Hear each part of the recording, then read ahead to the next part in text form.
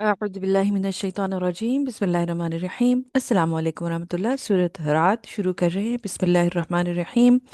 अलिफ लाम मीम रा तिल्का आयातुल किताबि वल्लज़ी उन्ज़िला इलैका मिर रब्बिकल हक़्क़ वलाकिन्न अक्सरन्नासि ला युमिनून। शुरू अल्लाह के नाम से जो निहायत मेहरबान बार बार रहम करने वाला है। अलिफ लाम मीम रा, ये क़ुरान करीम की आयत है। जो किताब आप पर आपके रब की जानिब से नाजिल की गई है वो बरहक है, सच्ची है। लेकिन अक्सर लोग इस पर ईमान नहीं लाते। आप पूछिए कि आसमान और ज़मीन का रब कौन है? आप खुद ही बता दीजिए कि अल्लाह। आप कहिए क्या तुम लोगों ने इसके सिवा दूसरों को यादगार यारो मददगार बना लिया है? यानी कि अपनी मदद के लिए औरों को पुकारने लगे हो जो खुद अपनी ज़ात के लिए किसी नफ़े नुकसान के मालिक नहीं। आप कहिए क्या नाबीना और बीना दोनों बराबर हो सकते हैं? देखने वाला और जो नहीं देखने वाला दोनों क्या एक जैसे हो जाते हैं, एक जैसे एक्ट करते हैं? क्या तारीकी और रोशनी बराबर है? या क्या उन्होंने अल्लाह के सिवा कुछ ऐसे साथी बना लिए हैं जिन्होंने अल्लाह की तरह चीज़ों को पैदा किया और वो मखलूक उनकी नज़र में गडमट हो गई? यानी वो मिक्सअप और कंफ्यूज हो गए कि कौन सी चीज़ अल्लाह ने बनाई है और कौन सी चीज़ उन्होंने बनाई है, शरीकों ने। तो क्या इस तरह की बात है जो वो कब अल्लाह ताला के साथ औरों की भी इबादत शुरू कर दी है, औरों से मांगना शुरू कर दिया है? आप कह दीजिए अल्लाह ही हर चीज़ का खालिक है और वो तन्हा ज़बरदस्त है। अब ये देखिए कि ये किसके बारे में कहा जा रहा है? अपने आप को भी टटोलना है कि जिनके डर से अल्लाह का हुक्म मानने से रुक जाते हैं, तो वो कहा जा रहा है वो खुद मोहताज हैं, वो खुद कुछ नहीं कर सकते। तो आपने क्या करना है? याद रखिए कि जब भी अल्लाह सुब्हान व तआला के मामले में बात आए तो अल्लाह सुब्हान व तआला को मुकद्दम रखते हुए जिस तरह से अल्लाह का हुक्म आता है, सबसे ज़्यादा अल्लाह से डरना चाहिए कि वो पकड़ ले तो कोई कुछ नहीं कर सकता। और जो इंसान को रोक रहा है या वो ज़्यादा से ज़्यादा क्या कर लेगा? जब तक अल्लाह की मर्जी हुई तो कोई कुछ नहीं कर सकता। उसी ने आसमान से बारिश भेजी तो वादियां अपनी वुसअत और अंदाजे के मुताबिक बह पड़ी। फिर सैलाब ने पानी की सतह पर तैरते हुए झाग को उठाया, और जिन धातों को जेवरात या कोई और चीज बनाने के लिए आग में तपाते हैं उन पर भी पानी के झाग की मानंद झाग होता है। अल्लाह इसी तरह हक व बातिल की मिसाल बयान करता है। बस झाग बेसूद होकर बनकर यानी बेकार होकर ख़त्म हो जाता है, और जो पानी लोगों के लिए नफ़ा बख्श होता है वो ज़मीन में ठहर जाता है। अल्लाह इसी तरह मिसालें बयान करता है। अब आपने दाल पकते हुए देखी होगी, उसके ऊपर भी झाग आ जाता है ना। तो ये जो झाग होता है या सोने चांदी की धातों के ऊपर, ये कूड़ा करकट होता है, गलाजत होती है, इसको उठा के फेंक दिया जाता है। पानी के ऊपर भी झाग आता है, लेकिन जो अच्छा निथरा पानी होता है वो नीचे बैठ जाता है। इसी तरह ये पता चला कि झाग की मानंद लोगों के अमाल बड़े बड़े नज़र तो आ रहे होते हैं, जो खराब अमाल होते हैं वो दुनिया को दिखाने के लिए होते हैं, या बड़ी बड़ी बातें या ऐसी चीज़ें कि जो खाली शो ऑफ है। लेकिन जो अल्लाह ताला ने, मतलब ये जो खैर वाली चीज़ें नहीं है, अल्लाह सुब्हानहू व ताला उनको उड़ा देता है, ख़त्म कर देता है। वो कूड़े करकट की तरह है, वो खुद ब खुद ही डिलीट हो जाती हैं, फिनिश हो जाती हैं। लेकिन जो लोगों को फ़ायदा देने वाले अमाल होते हैं, दो लोगों को जिससे वाकई नफ़ा पहुंच रहा होता है, वो ठहर जाता है, उसको इस्तकामत मिलती है, वो ज़मीन के अंदर जम जाता है। जिन लोगों ने अपनी रब की बात मानी इनके लिए अच्छा बदला जन्नत है, और जिन्होंने उनकी बात नहीं मानी, अगर उनके पास ज़मीन की सारी चीज़ें हों और उनके बराबर और भी हों तो वो अपनी निजात के लिए उन्हें बतौर फिदिया पेश कर दें, उनका बहुत ही बुरा हिसाब होगा और उनका ठिकाना जहन्नुम होगा और वो बदतरीन मकाम होगा। क्या जो शख्स जानता है कि आप पर आपके रब की जानिब से जो कुरान नाजिल हुआ है वो हक है, क्या उस शख्स की मानिंद होगा जो अंधा है? बेशक अक्ल वाले नसीहत हासिल करते हैं, यानी जो नसीहत लेते हैं वो होते हैं जो समझदार लोग होते हैं। जो ना समझे लोग होते हैं वो क्या कहते हैं, नहीं नहीं नहीं, हमें इससे क्या, हमें इन बातों की ज़रूरत नहीं है, हम पहले ही बहुत समझदार और काबिल हैं। तो जो असल में समझदार और काबिल होते हैं वो लोगों की नसीहत के ऊपर गौर करते हैं और अमल करते हैं। हर एक के लिए यके बार दीगरे आने वाले फरिश्ते मुकर्रर हैं जो इसके आगे और पीछे लगे होते हैं। अब ये जो मुअक्क़बात की बात हुई है, लहू मुअक्क़बातुम बैन यदैहि व मिन खल्फिही, ये फरिश्ते जो हैं वो अल्लाह सुब्हानहू व तआला भेजते हैं हमारे पास, और सुबह शाम आते रहते हैं। इनकी ड्यूटीज चेंज होती हैं, हमारे अमाल लिख रहे होते हैं। तो अब ये तमाम तर अल्लाह ताला ने प्लानिंग की है, हमारे साथ ये सिलसिला रखा है, ہمارے اعمال کو نہ صرف سیو کرنے کے لیے بلکہ جو ہم کر رہے ہیں اس کے بارے میں پھر گفت و شنید بھی ہوتی ہے۔ جب یہ فرشتے پہنچتے ہیں اللہ کے پاس تو اللہ پاک پوچھتا ہے کہ تم نے میرے بندے کو کس حال میں پایا، تو فرشتے کہتے ہیں جو عصر کے وقت جاتے ہیں نا شام کو، کہ وہ آپ کا بندہ جو ہے نماز پڑھ رہا تھا۔ پھر جو صبح کے وقت ڈیوٹی کی شفٹ چینج کر کے وہ جاتے ہیں اللہ کے پاس، وہ بتاتے ہیں کہ وہ نماز پڑھ رہا تھا۔ مطلب یہ پورا ایک نظام لگا دیا، ایک طریقہ لگا دیا کہ جس کے ذریعے سے اللہ سبحانہ و تعالیٰ خود تو حالانکہ سب کچھ جانتا ہے، لیکن فرشتوں کے تھرو خبریں پہنچتی ہیں، اور ان بندوں کا ذکر ہوتا ہے جو اللہ کے ذکر میں مشغول ہوتے ہیں۔ تو ہر ہر ایک کے لیے یکے بعد دیگرے آنے والے فرشتے مقرر ہیں جو اس کے آگے اور پیچھے لگے ہوتے ہیں، اور جو اللہ کے حکم کے مطابق اس کی حفاظت کرتے ہیں۔ آپ کو پتہ ہے صرف آنکھ کی ہماری جو حفاظت ہے اس کے لیے، ہر انسان کی آنکھوں کی حفاظت کے لیے 7 فرشتے مقرر ہیں، کہ آنکھ کو نقصان نہ پہنچے۔ بے شک اللہ تعالیٰ کسی قوم کی نعمتوں کو اس وقت تک نہیں چھینتا جب تک وہ اپنی نیکی اور اصلاح کی حالت کو برائی میں نہیں بدل لیتی، اور جب اللہ کسی قوم کو عذاب دینے کا فیصلہ کرتا ہے تو پھر وہ ٹل نہیں سکتا، اور اس کے علاوہ کوئی ان کا یار و مددگار نہیں ہوتا۔ تو اب آپ دیکھیں کہ یہ جو ایک آیت کا اس کا حصہ ہے نا، ان اللہ لا یغیر ما بقوم حتی یغیروا ما بانفسہم، کہ اللہ تعالیٰ بھی قوموں کی حالتیں کب بدلتا ہے؟ جب وہ اپنی حالتیں بدل دیتی ہیں۔ تو اب جب اچھائی میں کی طرف آتی ہیں تو اللہ تعالیٰ اچھائی کے ساتھ بدل دیتا ہے، اور جب برائی کی طرف پلٹ پڑتی ہیں تو برائی کے ساتھ بدل دیتا ہے۔ دونوں حالتوں میں قوم کے اوپر جو بھی مصیبت اور پریشانی آئی ہوتی ہے وہ اصل میں ان کے اپنے اعمال کا ہی نتیجہ ہوتا ہے، ٹھیک ہے؟ اور یہ کئی دفعہ ایک آزمائش ہوتی ہے جس کے ذریعے سے اللہ تعالیٰ نے ان کو ٹیسٹ کرنا ہوتا ہے۔ تو اب کیا ہوا کہ خاص طور پر بتا دیا گیا کہ جب اللہ کسی قوم کو عذاب دینے کا فیصلہ کر لیتا ہے تو پھر وہ ٹل نہیں سکتا، اور اس کے علاوہ کوئی ان کا یار و مددگار نہیں ہوتا، کوئی ان کی ہیلپ کے لیے نہیں آ سکتا۔ وہی ذات باری تعالیٰ ہے جو تمہیں بجلی دکھاتا ہے جس سے تم ڈرتے ہو کہ کہیں تم پر گر نہ جائے، اور امید بھی کرتے ہو کہ ممکن ہے کہ اس سے بارش ہوگی، اور وہی پانی سے بھرے بادلوں کو پیدا کرتا ہے۔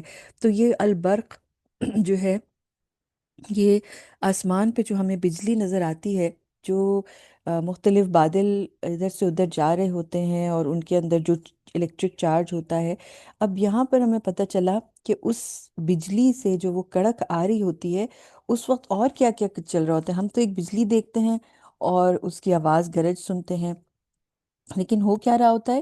وہ یسبح الرعد بحمدہ والملائکۃ من خیفتہ، اور بجلی کی کڑک اور فرشتے اس کے خوف سے اس کی حمد و ثنا میں لگے رہتے ہیں۔ یعنی یہ اللہ سبحانہ و تعالیٰ کی حمد و ثنا ہو رہی ہوتی ہے۔ جو وہ کڑک آپ کو سنائی دیتی ہے نا، وہ گرج، وہ اللہ سبحانہ و تعالیٰ کی حمد ہوتی ہے۔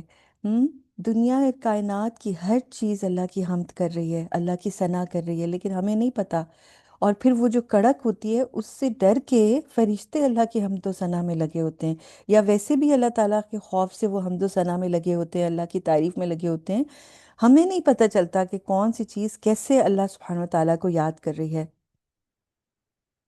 اور وہی جلا دینے والی بجلیوں کو بھیجتا ہے جس سے جس پر چاہے گرا دیتا ہے، اور وہ لوگ اللہ کے بارے میں جھگڑتے ہیں، حالانکہ وہ بہت ہی زبردست شدید گرفت والا ہے۔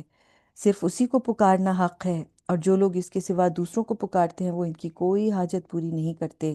ان کی حالت اس آدمی کی ہے جو اپنے دونوں ہاتھوں پانی کی طرف پھیلاتا ہے تاکہ اس کے منہ تک پہنچ جائے، حالانکہ وہ کبھی بھی نہیں پہنچ سکتا، اور کافروں کو اپنے معبود کو پکارنا رائے گاں ہی جاتا ہے۔ تو جو لوگ اللہ کے سوا اوروں کو پکارتے ہیں نا، وہ کیا کر رہے ہیں؟ جیسے آپ سمجھیں کہ گلاس سامنے رکھا ہوا ہے ٹیبل پہ دور پانی کا بھرا ہوا، اور انسان بس اس کی طرف دور سے ہاتھ پھیلا پھیلا کے سوچے کہ یہ خود بخود اڑ کے میرے پاس آ جائے گا، تو ایسے تو کبھی بھی نہیں ہوتا۔ یہی مثال ان لوگوں کی ہے جو اللہ کے سوا اوروں سے مانگتے ہیں، اوروں سے امیدیں لگائے بیٹھے ہوتے ہیں غیر اللہ سے، ٹھیک ہے؟ اور آسمانوں اور زمین میں رہنے والے فرشتے اور جن و انس صرف اللہ کو سجدہ کرتے ہیں، چاہے خوشی سے کریں یا مجبور ہو کر۔ ان کے سائے بھی صبح و شام اللہ کو سجدہ کرتے ہیں۔ یہ بھی آیت سجدہ ہے، اور اس میں بھی کیا ہوتا ہے کہ جب آپ سن رہے ہوتے ہیں، تلاوت سن رہے ہوتے ہیں، یا جیسے مثلا آپ ترجمہ سن رہے ہیں، تو اسی وقت جو ہے وہ جھک کے تو دعا پڑھ لی جائے सजद वजिय लिल्लज़ी खलक़हु व सव्वरहु व शक्क समअहु व बसरहु बिहौलिहि व क़ुव्वतिही व तबारकल्लाहु अहसनुल खालिक़ीन। वयस्तअजिलूनक बिस्सय्यिअ, और अहले कुफ्र आपसे अच्छाई से पहले बुराई का मुतालबा करते हैं, हालांकि इनसे पहले इबरतनाक मिसालें गुजर चुकी। और बेशक आपका रब लोगों के जुल्म के बावजूद इनकी बड़ी मगफिरत करने वाला है। कब मगफिरत करता है? हम्म कि जब वो मगफिरत मांगते हैं, ठीक है। और बेशक आपका रब बहुत सख्त सजा देने वाला है। और अहले कुफ्र कहते हैं, मोहम्मद पर इसके रब की जानिब से कोई निशानी क्यों नहीं उतारी गई? आप तो सिर्फ अल्लाह से डराने वाले हैं, और हर कौम के लिए एक रहनुमा आ चुका। और अल्लाह ही चाहता है कि जो कुछ हर मुअन्नस अपने पेट, अल्लाह ही जानता है जो हर मुअन्नस अपने पेट में उठाई फिरती है, और रहमों में जो कमी बेशी होती है। और इसके नज़दीक हर चीज़ एक ख़ास अंदाजे के मुताबिक है। वो गायब और हाजिर का इल्म रखने वाला है, सबसे बड़ा सबसे आली शान वाला है। तुम में से कोई चीज चाहे अपनी बात छुपाए तुम में से कोई चाहे अपनी बात छुपाए, या चाहे कोई उसको जाहिर कर दे, और चाहे कोई रात की तारीकी में छुप कर कुछ करे या दिन की रोशनी में करे, उसके नज़दीक सब बराबर है। अल्लाहुल्लज़ी रफ़अ अस्समावाति बिगैरि अमदिन तरौनहा, वो अल्लाह की ज़ात है जिसने आसमानों को बगैर ऐसे सतूनों के जिन्हें तुम देख सको उठा दिया, फिर अर्श पर मुस्तवी हो गया। तो इसके दो मतलब बनते हैं। एक ये मतलब बनता है कि उसने जो आसमान के सतून बनाए हैं वो तुम देख नहीं सकते। और दूसरा एक और इसका मानी ये बनता है कि उसने बगैर बगैर सतून के आसमान खड़ा कर दिया, यानी इतनी बड़ी छत, उसके अंदर कोई सुतून ही नहीं है, कैसे खड़ा कर दिया। और आफ्ताब और महताब को ड्यूटी का पाबंद बना दिया कि किस तरह से वो एक खास अंदाजे मुअय्यन मुद्दत के लिए चलते रहते हैं। वही तमाम मामलात का इंतज़ाम करता है, अपनी आयतों को तफसील के साथ बयान करता है, ताकि तुम अपने रब की मुलाकात का यकीन रखो। ये यकीन हो जाए कि अल्लाह से ज़रूरी मिलना है, ठीक है। वहुवल्लज़ी मद्दल अर्द वजअल फ़ीहा रवासिय व अनहारा, उसी ने ज़मीन को फैलाया और उस पर पहाड़ कायम किए और नहरें जारी की, और उसमें तमाम फलों के जोड़े पैदा किए। वो रात के ज़रिए दिन को ढांक देता है। बेशक इन तमाम बातों में सोचने वाली कौमों के लिए निशानियां हैं, ये तफक्करून, गौर व फिक्र करने वाले लोगों के लिए इसमें क्लूज हैं, जिनसे वो अल्लाह को पा लेते हैं। और ज़मीन के मुख्तलिफ अनवा के मुख्तलिफ अनवा के टुकड़े एक दूसरे से मिले हुए हैं, यानी मुख्तलिफ मुख्तलिफ तरीके के जो क़ित्अम, यानी हिस्से हैं ज़मीन के, वो मिले हुए हैं। यानी तरह तरह की, कोई ज़मीन की जरखेज़ है, कोई कैसी है, और वो सब जो है वो साथ अल्लाह सुब्हानहू व तआला ने जोड़ दिए। अब आप थोड़ी सी देर को देखें ना कि आपको कहीं पर जो है वो चटियल पत्थर मिलते हैं, कहीं पर जरखेज ज़मीन मिलती है, कहीं पे अर्थ जो है वो मिट्टी जो है वो आपको रेड मिलती है, कहीं येलो मिलती है, कहीं रेगिस्तान होते हैं, कहीं दरख्त होते हैं। और अंगूर और के बागात हैं, और खेतियां हैं, और खजूर के दरख्त हैं। बाज दरख्तों की शाखें होती हैं और बाज की नहीं होती। सब एक ही पानी से सैराब किए जाते हैं, और हम बाज को बाज पर जायके में फौकियत देते हैं। बेशक इन तमाम बातों में अक्ल वालों के लिए निशानियां हैं कि पानी तो सबको एक ही मिलता है, लेकिन किसी से जो है वो ताज़ा मीठा फल आता है, और किसी से कोई कड़वी चीज़ उगाती है, किसी से कुछ उगता ही नहीं है। तो इसमें क्या निशानी है? ये कुरान जो अल्लाह ने नाजिल किया, जैसे पानी आसमान से नाजिल होता है ना, इसी तरह ये इल्म, यानी ये वही भी कुरान ऊपर से नाजिल हुई है आसमान से। तो अब यही कुरान है, लेकिन कोई इसके ज़रिए से बेहतरीन पौधा उगा चाहता है, किसी का दिल ऐसे ज़बरदस्त तरह से जागता है कि वो बहुत ही खूबसूरत और खुशबूदार फल बन जाता है, लोग उससे फ़ायदा उठाते हैं। लेकिन कोई जो है वो उससे फ़ायदा नहीं उठाता। और हम बाज को बाज पर जायके में फौकियत देते हैं। बेशक इन तमाम बातों में अक्ल वालों के लिए निशानियां हैं। और अगर आप ताज्जुब करना चाहें तो इनका यह कौल लायक ताज्जुब है कि क्या जब हम मट्टी हो जाएंगे तो फिर हम नई जिंदगी दिए जाएंगे? यही वो लोग हैं जिन्होंने अपने रब का इनकार कर दिया, और इन्हीं की गर्दन में बेड़ियां डाली जाएंगी, और यही लोग जहन्नुमी होंगे, इसमें वो हमेशा हमेशा रहेंगे। वलक़द अरसलना रसूलन मिन क़ब्लिका वजअलना लहुम अज़वाजन व ज़ुर्रिय्या, और हमने आपसे पहले अम्बिया और रसूल भेजे, और उन्हें बीवियां और औलादें दी। और किसी रसूल को ये कुदरत कुदरत हासिल नहीं थी कि वो अल्लाह की मर्जी के बगैर कोई निशानी ला सके, यानी कोई मुआजा वो अल्लाह की मर्जी के खिलाफ नहीं कर सकते थे, के अलावा नहीं कर सकते थे, ठीक है। ہر کام کا مقررہ وقت لکھا ہوا ہے، اللہ جسے حکم کو چاہتا ہے مٹا دیتا ہے اور جسے چاہتا ہے باقی رکھتا ہے، اور اسی کے پاس اصل کتاب یعنی یہ جو ام الکتاب ہے لوح محفوظ میں جمع ہے، سیف ہے، سیکیور ہے۔ اور یا تو ہم آپ کو اس عذاب کا بعض حصہ دکھائیں گے جس کا ہم کافروں سے وعدہ کرتے ہیں، اور یا اس سے پہلے ہی آپ کو وفات دے دیں گے۔ آپ کی ذمہ داری تو پیغام پہنچانا ہے اور حساب لینا تو ہمارا کام ہے۔ تو اللہ سبحانہ و تعالیٰ نے ججمنٹس جو ہے نا وہ خود اپنے لیے رکھی ہیں۔ ہمارا کام نہیں ہے کہ ہم ججمنٹ پہنچائیں، ججمنٹ پاس کریں کہ یہ بندہ جنتی ہے، یہ جہنمی ہے، یہ تو ایسا ہے، یہ تو کبھی توبہ کرے گا ہی نہیں، یہ تو بہت ہی برا ہے۔ نہیں، ججمنٹ پاس کرنا اللہ کا کام ہے، اور ہمیں کیا کام دیا گیا؟ جیسے نبی صلی اللہ علیہ وسلم کی ہم امتی ہیں، آپ صلی اللہ علیہ وسلم کو بھی کہا گیا کہ آپ کی ذمہ داری صرف لوگوں کو بات پہنچانا۔ کیا وہ دیکھ نہیں رہے ہیں کہ ہم زمین کو اس کی اطراف اور جوانب سے گھٹاتے رہتے ہیں، اور اللہ ہی فیصلہ کرتا ہے، کوئی اس کے حکم کو ٹالنے والا نہیں، اور وہ بہت جلد حساب لینے والا ہے۔ اور ان سے پہلے جو لوگ گزرے ہیں انہوں نے بھی اپنے پیغمبروں کے خلاف سازشیں کی تھی، لیکن تمام تدبیریں صرف اللہ کے اختیار میں ہیں۔ وہ ہر شخص کی کمائی کو جانتا ہے، اور ان قریب کفار جان لیں گے کہ آخرت کا گھر یعنی جنت کس کے لیے ہے۔ اور اہل کفر کہتے ہیں آپ رسول نہیں ہیں، آپ کہیے میرے اور تمہارے درمیان گواہ کی حیثیت سے اللہ کافی ہے، اور وہ لوگ بھی جو کتاب یعنی تورات اور انجیل کا علم رکھتے ہیں۔ وَلَقَدِ اسْتُهْزِئَ بِرُسُلٍ مِّن قَبْلِكَ فَأَمْلَيْتُ لِلَّذِينَ كَفَرُوا ثُمَّ تہم فکیف کان عقاب۔ اور آپ سے پہلے بہت سے رسولوں کا مذاق اڑایا گیا، تو میں نے اہل کفر کو ڈھیل دے دی، پھر انہیں پکڑ لیا تو میری سزا کیسی سخت تھی۔ کیا جو باری تعالیٰ ہر شخص کے لیے نگہبان ہے، اور ان جھوٹے معبودوں کے مانند ہو سکتا ہے جن کو انہوں نے اللہ کا شریک بنا رکھا ہے؟ کیا ایسا ہو سکتا ہے کہ جو ایک ایک دنیا کائنات کی چیز کی حفاظت کر رہا ہے وہ ان جھوٹے معبودوں کے جیسا ہو جائے جو تو اپنی بھی حفاظت نہیں کر سکتے؟ آپ کہیے کہ ذرا ان کے نام تو بتاؤ، یا تم اللہ کو ایسی بات بتاتے ہو جس کی اس سے زمین پر ہونے کی خبر نہیں، یا یوں ہی ایک بے معنی بات کہتے ہو؟ بلکہ کافروں کے لیے ان کا مکر و فریب خوبصورت بنا دیا گیا، اور رائے حق سے روک دیے گئے، اور جسے اللہ گمراہ کر دے اسے کوئی ہدایت نہیں دیتا۔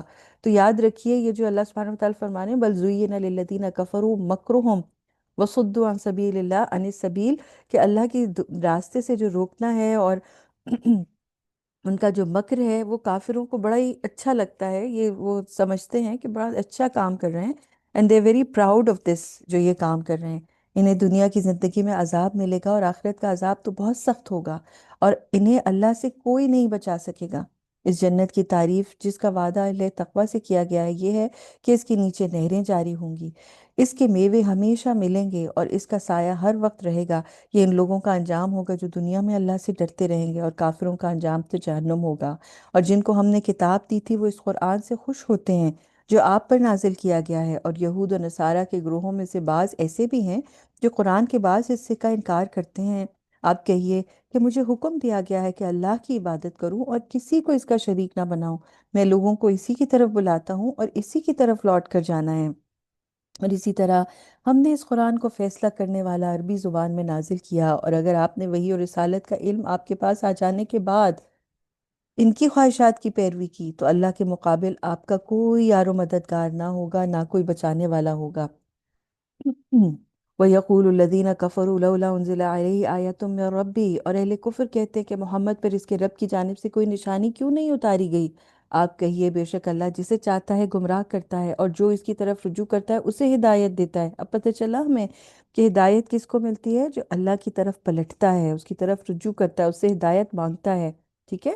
یعنی جو لوگ اہل ایمان ہوتے ہیں ان کے دلوں کو اللہ کی یاد سے اطمینان ہوتا ہے۔ دیکھیے الذین آمنوا تطمئن قلوبہم بذکر اللہ، اس کو انڈرلائن کیجئے آیت کو، کہ ایمان والے جو ہیں ان کے دل کو خوشی کے لیے کیا چیز چاہیے؟ ہم اللہ کی یاد چاہیے، وہ اس سے خوش ہوتے ہیں، اس سے ان کو سکون ملتا ہے۔ جو دنیا بھر کی چیزیں اور سب کچھ جو بھی آ جائے ٹھیک ہے انسان استعمال کرتا ہے، لیکن اصل جو خوشی ہے، اصل جو ان کو پیس ملتا ہے، اصل جو ان کو طمانینت ملتی ہے وہ اللہ کے یاد سے ملتی ہے، اللہ کے ذکر سے ملتی ہے، قرآن پڑھ کے سمجھ کے اس کے ساتھ ان کو مزہ آتا ہے۔ صحیح؟ ٹھیک ہے، اللہ بذکر اللہ تطمئن القلوب۔ تو یہ جو دل ہے نا اس کا مطمئن ہونا ضروری ہے، ورنہ دل پریشان رہے، تو دنیا کی ہر نعمت بھی انسان کے پاس آ جائے تو وہ ڈپریسڈ رہے گا، اس کو ہر طرف سے جو ہے وہ پریشانی رہے گی، کیونکہ دل جو ہے وہ اللہ کو تلاش کرتا ہے، اس کو اللہ سبحانہ و تعالیٰ کی ضرورت ہے، اللہ کی یاد کی ضرورت ہے۔ الذین آمنوا وعملوا الصالحات طوبى لهم وحسن مآب، جو ایمان والے لوگ ہوتے ہیں دنیا، جو لوگ ایمان لے کے آئے اور انہوں نے نیک عمل کیے، تو ان کے لیے طوبہ، خوشیاں ہیں، ان کو خوشیاں ملیں گی، اور ان کے لیے بہت ہی عمدہ ٹھکانہ ہے، بہت ہی اچھی جگہ ہے رہنے کی۔ ہم نے اسی طرح آپ کو ایسی قوم کے لیے رسول بنا کر بھیجا ہے جن کے پاس بہت سی قومیں گزر چکی ہیں، تاکہ آپ انہیں وہ قرآن پڑھ کر سنائیں جو ہم نے آپ کو بذریعہ وحی دیا، اور وہ لوگ نہایت رحم کرنے والے اللہ کی ناشکری کرتے ہیں، یعنی اتنا رحم کرنے والا رب ہے، اسی کی ناشکری شروع کر دیتے ہیں۔ آپ کہہ دیے کہ وہی میرا رب ہے، اس کے علاوہ کوئی معبود نہیں، میں نے اسی پر بھروسہ کیا اور اسی کی طرف مجھے لوٹ کر جانا ہے۔ یعنی کہ اللہ سبحانہ و تعالیٰ جو رب ہے، ہمارا پالنے والا ہے، ہمارا پیدا کرنے والا ہے، اس کے اوپر اصل اس کا حق ہے کہ اسی پر بھروسہ کرا جائے، اسی پر ٹرسٹ کیا جائے کہ وہی ہماری ضروریات پوری کرے گا، ٹھیک ہے؟ اور اسی کا اللہ سبحانہ و تعالیٰ آپ صلی اللہ علیہ وسلم سے کہہ رہے ہیں کہ آپ اعلان کیجئے، لوگوں کو بتا دیجئے، ٹھیک ہے؟ اور اگر کسی قرآن کے ذریعے اسی قرآن کے ذریعے پہاڑوں کو چلا دیا جاتا ہے، یا زمین کے ٹکڑے کر دیے جاتے، یا مردوں کو گویائی دی جاتی، یعنی مردے بات کرنا شروع ہوتے، تب بھی یہ لوگ ایمان نہیں لاتے، بلکہ تمام فیصلے صرف اللہ کے اختیار میں ہیں۔ کیا اہل ایمان یہ بات نہیں سمجھتے ہیں کہ اگر اللہ چاہتا تو تمام لوگوں کو ہدایت دے دیتا، اور اہل کفر پر ان کے کیے کی بدولت کوئی نہ کوئی مصیبت آتی رہے گی، یا ان کے گھروں کے قریب رہنے والوں پر کوئی آفت آتی رہے گی، یہاں تک کہ اللہ کا وعدہ آ جائے۔ بے شک اللہ اپنے وعدے کے خلاف نہیں کرتا۔ الذین یوفون بعہد اللہ ولا ینقضون المیثاق، اور جو لوگ اللہ سے کیے گئے وعدے کو پورا کرتے ہیں اور عہد شکنی نہیں کرتے، یعنی وعدے کو توڑتے نہیں ہیں۔ والذین یصلون ما امر اللہ به ان یوصل، اور جو لوگ ان رشتوں کو جوڑتے ہیں۔ یہ 9 چیزیں جو ہے نا، 9 things to do کی لسٹ بتائی گئی ہے کہ کیا کیا کرنا ہے۔ سب سے پہلے اللہ سے کیے گئے وعدے کو پورا کرتے ہیں، نمبر 2 عہد شکنی نہیں کرتے، نمبر 3 جو لوگوں اور ان رشتوں کو جوڑتے ہیں جنہیں جوڑنے کا اللہ نے حکم دیا۔ جو لوگ رشتے جوڑنا، میننگ کے رشتہ داروں کے ساتھ حسن سلوک کرنا، اچھا سلوک کرنا، کوئی کاٹ بھی رہا ہے، کوئی نہیں بھی آپ سے بات کر رہا، پھر بھی آپ ان سے جوڑ کے رکھیں۔ اور نمبر 4 اپنے رب سے ڈرتے ہیں، وَيَخْشَوْنَ رَبَّهُمْ، اور نمبر 5 برے حساب سے خائف رہتے ہیں، ڈرتے رہتے ہیں کہ کہیں ہمارا برا حساب نہ ہو جائے، ہماری جو خراب اعمال ہیں، گناہ، وہ لکھے نہ جائیں اور سامنے نہ آ جائیں، ان کا پوچھ نہ ہو جائے۔ نمبر 6 اور جو لوگ اپنے رب کی خوشی کی خاطر صبر کرتے ہیں، ٹھیک ہے، اللہ کو خوش کرنے کے لیے صبر کرتے ہیں۔ اور نمبر 7 اور نماز کو قائم رکھتے ہیں، قائم کرتے ہیں۔ نماز کو قائم کرنا یعنی اس کی ساری شرائط کے ساتھ۔ اور نمبر 8 اور ہم نے انہیں جو روزی دی ہے اس میں سے پوشیدہ طور پر اور کھلا بھی خرچ کرتے ہیں، اللہ کے راستے میں دیتے ہیں، چاہے کچھ تھوڑا سا بھی دے، لیکن اللہ سبحانہ و تعالیٰ کی خاطر لوگوں سے شیئر کرتے ہیں اپنی جو بھی بلیسنگز ہیں۔